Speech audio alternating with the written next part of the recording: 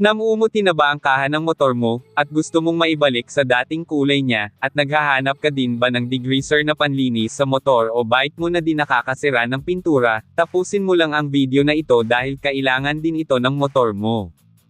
Itong Armor Wax na buy one take one, na meron ng sponge at towel ay 94 pesos lang. Ito yung mga makikita natin sa packaging niya.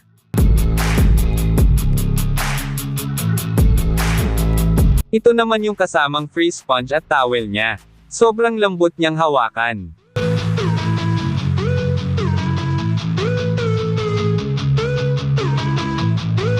Ito nga pala yung before and after niya pagkagamit mo, masasabi ko na effective naman siya. Ito namang degreaser na may spray at basahan ay 137 pesos ko lang nabili.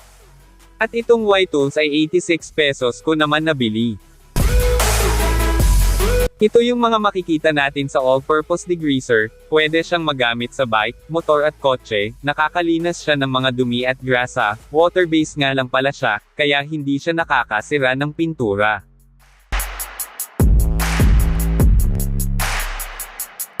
Ito yung kasamang spray ng all-purpose degreaser. Ito naman yung microfiber towel absorbent, na kapag nilagay mo sa basa, ay kusa niyang sinisip-sip.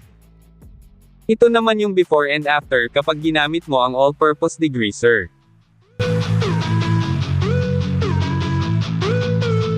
Itong Y-Tools, kaya ako bumili dahil kailangan ko ito kapag nagbabaklas ako ng panggilid ng motor ko.